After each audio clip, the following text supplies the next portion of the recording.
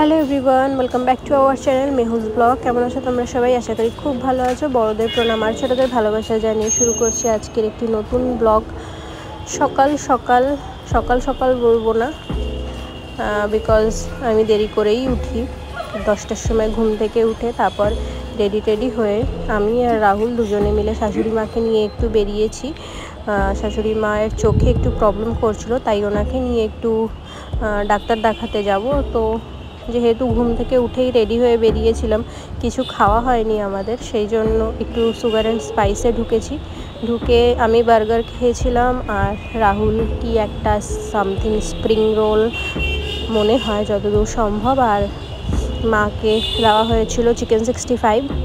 আমরা তিনজনে ওখান থেকে ব্রেকফাস্ট করলাম সুগার অ্যান্ড স্পাইস থেকে। তারপরে আমরা আর কি একটা উবার টোটো বুক করে দেন চলে যাই হসপিটালে, গিয়ে মাকে আই টেস্ট করিয়ে দেন বাড়ি নিয়ে আসি। মায়ের চোখে একটু অসুবিধা হয়েছে, একটা চোখ দিয়ে দেখতে পাচ্ছে না। এবার সামনাসামনি তো ওইভাবে বোঝা যায় না, একটা চোখ দিয়ে দেখলে আরেকটা চোখ দিয়ে না দেখলে মানুষ সেরকম একটা বুঝতে পারে না।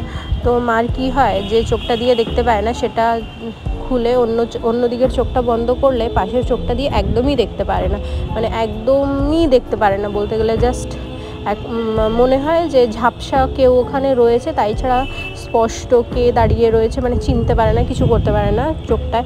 আর ওই চোখটার কিছুদিন আগে ছানি অপারেশন হয়েছিল। এরকম হওয়ার কথা না, কিন্তু কেন এরকম হলো জানি না। টেস্ট করানোর পর ডাক্তার দেখানোর পর ডাক্তার বলল যে লেন্সে কোনো প্রবলেম নেই, এমনি কোনো প্রবলেম নেই। তো কেন ওরকম দেখতে পাচ্ছে না সেটার জন্য টেস্ট করাতে হবে। তো যাই হোক, টেস্ট করিয়ে জানতে হবে যে কি প্রবলেম হয়েছে, কেন দেখতে পাচ্ছে না। তো যাই হোক, এখন খাওয়া শেষ করে এই যে সেন্টার ফর সাইটে এসেছিলাম আমরা। আর বাইরে তো ভীষণ রোদ্দুর ছিল, জাস্ট লিমিট ছাড়া রোদ্দুর। মানে এই রোদ্দুরে বেরিয়ে একটু আমাদের রোদ্দুরও লেগে গেছে বলতে পারো। আমার তো এই রোদ্দুরে বেরিয়ে বাড়ি এসে মানে হসপিটালটার ভেতরে এসি, বাড়ি আসলে বাড়িটা একটু ঠান্ডা, তারপরে বাইরে মানে ওই বাইরে বেরোলে রোদ্দুর, ওই ঠান্ডা গরম লেগে আমার একটু সর্দি লেগে গেছে, সর্দি জ্বর। গলা শুনে হয়তো বুঝতে পারছো কি না জানি না। বাড়ি এসে তারপরে আমি একটু বিছানা গুছিয়ে টুকটাক রান্না ছিল সেটা করলাম। ভাত মা রান্না করেই গেছিলো, তো ওই সেই সব করে তারপরে স্নান টান করে খেতে বসেছিলাম। যাই হোক, এই হলো আমার সারাদিনের আর কি রুটিন বলতে পারো। বিয়ের পর সব মেয়েদেরই করতে হয়, যতই পড়াশুনো করো না কেন, যতই চাকরি বাকরি করো না কেন, যতই কাজকর্ম করো না কেন, বিয়ের পর তোমার বাড়ির কাজ টুকটাক হলেও করতে হবে। আমার খুব একটা বাড়ির কাজ করতে হয় না, যেহেতু আমার শাশুড়ি মা অনেকটাই আর কি বলতে গেলে বলে না একাই 100, সেরকম একটা মানুষ। উনি নিজে থেকেই সব রান্নাবান্না করে, তো রান্নাবান্নার দিকে সেরকম আমার যেতে হয় না। ওই নিজের ঘর গোছানো টুকটাক, মানে কেন অসুবিধা হয় বলছি, বা অসুবিধা বলবো না, সব মেয়েদেরই এগুলো করতে হয়, এগুলো তো ডেলি রুটিন। কিন্তু যখন বাড়িতে ছিলাম অশোকনগরে এইগুলোও করতে হতো না, কিন্তু এখানে এসে এইগুলোও করতে হয়, তো সেই জন্য মনে হয় অনেক কাজ করছি, কিন্তু আদেও কিছু না। মারা তো নিজের মাকেও দেখেছি, বা এখানে এসে রাহুলের মাকে দেখেছি, ওরা তো মানে সারা জীবন এই সেম কাজটাই করে এসছে, কোনো অসুবিধা না জানিয়ে। আর আমাদের কি হয়, একদিন একটু কাজ করলে মনে হয় বাবা কত কাজ করে ফেলেছি।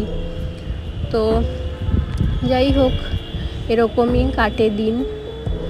তো চলো তোমাদের সাথে একটা গল্প শেয়ার করি। যখন আমি ইউপিতে ছিলাম তখন ছোট, মানে ইউপিতে বলতে আমার জন্ম পর থেকেই আমি ইউপিতেই ছিলাম। আমি উচ্চ মাধ্যমিক ওখানে দিয়ে তারপরে এসেছি কলকাতায়। তো যখন আমি ইউপিতে ছিলাম, ইউপিতে কি হয়, ওখানকার মা বাবারা, মানে বাবাদেরকে আমি মাঝখানে টানবো না, কেননা মেয়েরা সবসময় বাবার লাডলি হয়, মারা মেনলি। ওখানে দেখেছি মানে একটু বড় হয়েছে কি হয়নি বাচ্চা, ধরো 7-8 বছরের যেই বাচ্চা, বলবো না, এটা শুধু মেয়েদের ক্ষেত্রে ওখানে হতো, যেই 7-8 বছরের মেয়েরা হয়ে যেত ওদেরকে দিয়ে বাড়ির সব কাজ করানো হতো। মানে আমি আমার আশেপাশে সব মানে হয় না পাড়ার ফ্রেন্ডরা তাদেরকেও দেখেছি, মারা সব সন্ধ্যাবেলা আর কি বাইরে বসে বাড়ির উঠানে বসে 2-3টে বাড়ির মায়েরা কাকিমারা সব বসে গল্প করছে, আর বাড়ির যে মেয়েগুলো রয়েছে ওরাই বাড়ির সব কাজ করছে, গোছগাছ বলো, বাড়ির রান্নাবান্না বলো, মানে যতই বড় বড় ফ্যামিলি হোক না কেন বাড়ির সব রান্নাবান্না ওই মেয়েরাই করছে। ওদের ধারণা হচ্ছে মেয়েরা কাজ করার জন্যই জন্মায়, মানে ইন দ্য সেন্স ওদের কাজটাই হচ্ছে এটাই, রান্না বান্না এটাই হচ্ছে মেয়েদের কাজ, ওরা এটা করার জন্যেই জন্ম নিয়েছে। তো যবে থেকে ওরা একটু করার মতো বয়সে আসবে তারপর থেকে ওদেরকে কাজ করতে হবে, আর এখন যদি না কাজ করে তাহলে শ্বশুরবাড়ি গিয়ে কী করে করবে কাজ, সেজন্য তাদেরকে সব শিখিয়ে রাখা হবে, এই ছিল। তো যাই হোক, আমাদের এখানে আমি এই চলটা দেখিনি যে মেয়ে হলে তাকে দিয়ে কাজ করানো হবে, ছেলে হলে তাকে দিয়ে কাজ করানো হবে না। আমি আমাদের কলকাতায় মানে একটু হলেও এই চলটা কম আছে দেখেছি, যে মেয়েদেরকে দিয়ে করানো হয় কিন্তু মারা বসে বসে আড্ডা মারবে আর বাড়ির মেয়েরা সব আর কি কাজ করবে, এরকম আমি দেখিনি কখনো এখানে। তো সেটাই আমার মা বাবার মধ্যেও ছিল, আমার মা আমাকে দিয়ে সেরকম একটা কাজ করাতো না, আর তখন তো আমি ছোটও ছিলাম, তবুও মা সেরকম একটা কাজ করাতো না আমাকে দিয়ে বাড়িতে। তো এরকমও হয়েছে যে পাড়ার কাকিমারা তারা এসে মাকে মানে অবজেকশন করেছে, মানে মাকে শিখিয়ে দিচ্ছে যে তুমি তোমার মেয়েকে দিয়ে কাজ করাও না কেন, মেয়েরা তো কাজ করার জন্যেই, কাজ না করলে শিখবে কী করে, শ্বশুরবাড়ি গেলে তখন শ্বশুরবাড়ির থেকে লোকজন বলবে যে কিছু শিখিয়ে পাঠাওনি। মানে বাপের বাড়িটা হচ্ছে একটা স্কুল, ওখানে মেয়েদেরকে শেখানো হবে, শিখিয়ে পড়িয়ে তারপরে শ্বশুরবাড়িতে চাকরি করতে পাঠানো হবে বিনা পয়সায়, এরকম একটা আর কি ধারণা। তো মাকে শেখাতো যে তুমি কেন তোমার মেয়েকে দিয়ে কাজ করাও না। এবার আমি যখন এটা শুনতাম আমার খুব খারাপ লাগতো যে ঠিক আছে তোমরা তোমাদের মেয়েদেরকে দিয়ে কাজ করাচ্ছ, ঠিক আছে, আমরা তো আর ফোড়ন কাটতে যাচ্ছি না, আমরা তো বলতে যাচ্ছি না, তুমি কেন এসে আমার মাকে শেখাচ্ছ। তো খারাপ লাগতো, কিন্তু যেহেতু তখন অনেক ছোট ছিলাম বলতে পারতাম না, বড় হয়েও বলতে পারিনি, বিকজ উচ্চ মাধ্যমিক দিয়ে আমি এখানে চলে আসি কলকাতায়, এখানে এসে আমি কলেজে ভর্তি হই। তো এটাই যে কেন এরকম ফিল করে নিজের মা বাবারাই যদি এরকম ফিল করে তাহলে তো বাড়ির মানে বাইরের লোকজন, শ্বশুরবাড়ির লোকজন তো ফিল করবেই। আমি একটা জায়গায় শুনেছিলাম, মানে কার একটা মুখে শুনেছিলাম আমি, মানে কার একটা ইন্টারভিউ দেখছিলাম, তার নামটা আমার মনে নেই, সে বলছিল যে বাড়িতে একটা কুকুর বা ছাগল যদি পোষা হয় সেটার সাথেও এরকম মানে এতটা মায়া জড়িয়ে যায় না, যে কিছুদিন পর গিয়ে তাকে যদি কাউকে দিয়ে দিতে হয়, সেই কুকুরটাকে যদি কাউকে দিয়ে দিতে হয়, বা যে কোনো পেট আমি যদি বাড়িতে পুষি কিছুদিন পর গিয়ে যদি সেই পেটটাকে কাউকে দিয়ে দিতে হয় আমাদের খুব কষ্ট হয়, আমরা দিতে পারি না। তো ভাবো নিজের মেয়েকে জন্ম দিয়েছে যে সে অন্যের বাড়িতে তাকে পাঠিয়ে দিচ্ছে সারা জীবনের মতো, মানে দিয়ে দিচ্ছে তোমাকে যে তুমি নাও আমার মেয়েকে নিয়ে যাও, যাকে আমি জন্ম দিয়েছি, যাকে আমি এত ভালোবেসে মানুষ করেছি, তাকে একদম দিয়ে দিচ্ছি, তুমি নিয়ে যাও, সে তোমার বাড়িতে গিয়ে তোমার আর কি বংশ বিস্তার করবে বা যাই হোক তোমার বাড়িতে থাকবে, একদমই দিয়ে দিচ্ছে। তো তার কতটা কষ্ট হচ্ছে তারপরেও সে দিয়ে দিচ্ছে।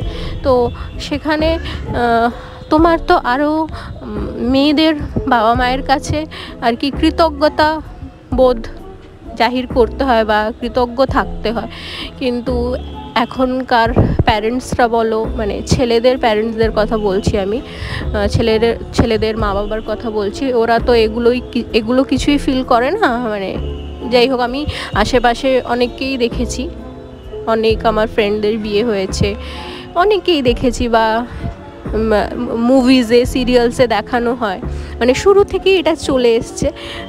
ছেলেদের মা বাবারা নিজেকে সবসময় সুপিরিয়র মনে করে, তো কেন এটা মনে করে জানি না, সবসময় ভাবে যে সে তো মেয়ের মা বাবা, তাকে আমি চেপে রাখবো, কেন এরকম ভাবে আমি জানি না, এরকম করা উচিত নয় আমার মনে হয়। এবার যাই হোক, আমার যেটা মনে হবে সেটাই যে সব জায়গায় হবে সেটা তো ঠিক নয়, বা আমি যে ভাবনা চিন্তাটা ভাবছি বা আমি যে জিনিসটা ভাবছি সেটাই অন্য মানুষও ভাববে, সেই জিনিসটা অন্য মানুষরাও বিশ্বাস করবে সেরকম তো নয়, সবার আলাদা আলাদা ভাবনা চিন্তা আছে। তো যাই হোক, এটাই বলার ছিল, বললাম।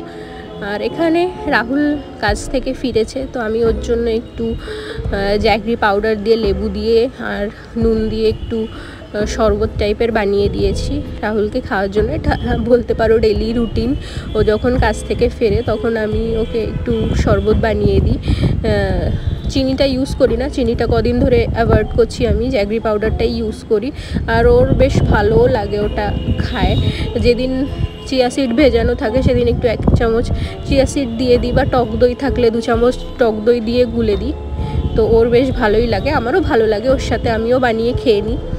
তারপর এখানে আমি এখন একটু আলু ছুলছি।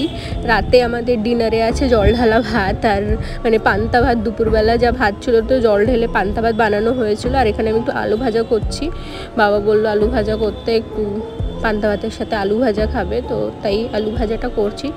আলু ভাজাটা যা করে দেন খেয়ে ফ্রেশ হয়ে আর কি দিনটা শেষ করব। তো এটাই বলার ছিল, চ্যানেলটাকে একটু তোমরা গ্রো করতে সাহায্য করো, তাহলে আমারও ভালো লাগবে। ভিডিও করলে তোমরা সাবস্ক্রাইব না করলে বা না দেখলে একটু মনটা খারাপ হয়ে যায়। তোমাদের জন্যই ভিডিওগুলো করা, তো ভিডিওগুলো করছি যখন, তোমাদের সাথে শেয়ার করছি যখন, একটু দেখো আর সাবস্ক্রাইব করো, দেখো আমারও ভালো লাগবে।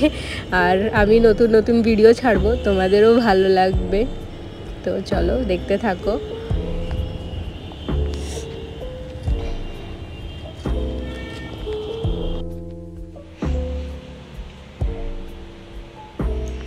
গুড নাইট আজকের মতন। কালকে আবার রেড অ্যালার্ট রয়েছে আমাদের গোটা ওয়েস্ট বেঙ্গলে। দেখা যাক, সার্ভিস তো করতেই হবে, কারণ এখনো স্বপ্ন পূরণের বাকি আছে আমাদের। সবাই অনেক বেশি করে জল খাও, লেবুর রস খাও, ডিহাইড্রেট থাকো।